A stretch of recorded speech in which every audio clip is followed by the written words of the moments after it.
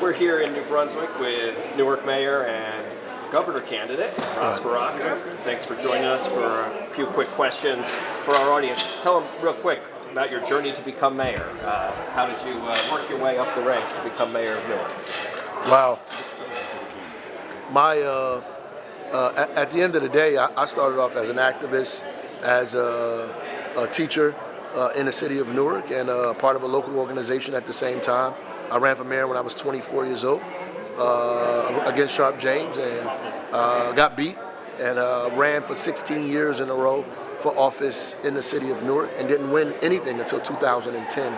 I became the councilman of my ward. When Cory Booker went off to the United States Senate, I ran for his office. The Central Ward? South Ward. South Ward, okay. And what would you say are your biggest accomplishments as mayor? Well, I think there are a few. I think the reduction of violent crime in the city by 61% is huge. Our ability to create a land bank and affordable housing in the city, inclusionary zoning, and turning folks that lived in the projects into homeowners. I think that's huge, and changing 23,000 land service lines is major.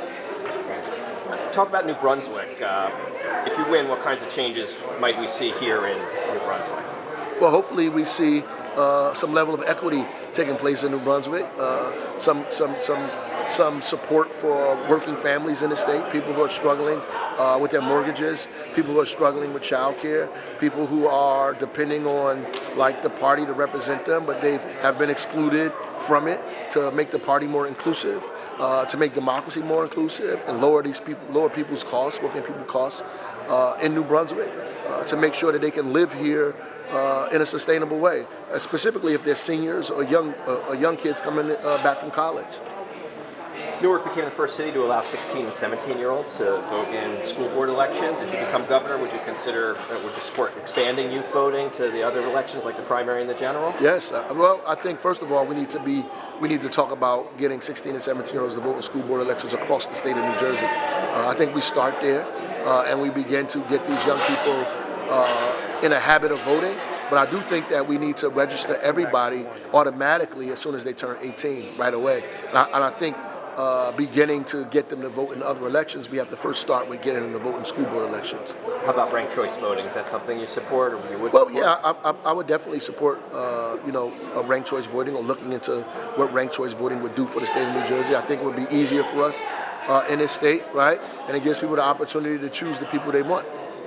And last question, everybody knows you from the GEO group. They've got a private detention facility in Newark. This is something you opposed actively. You were even arrested on May 9th. Charges were dropped. You're now suing the federal officials who locked you up.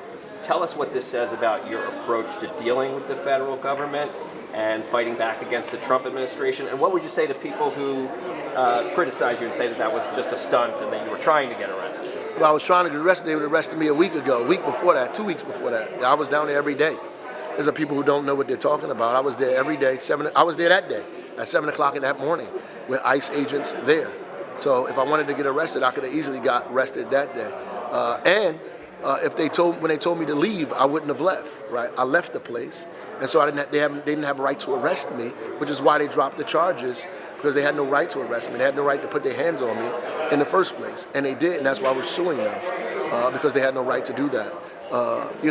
But ultimately, we went down there to fight so they respond to our Uniform Code of Construction, that they have a certificate of occupancy, that they do the things other people in New Jersey have to do when they open up a building or buy a house or build a house, that they refuse to do because these people are authoritarianism and they think that they should disregard local laws, they should disregard court orders, and do what they please.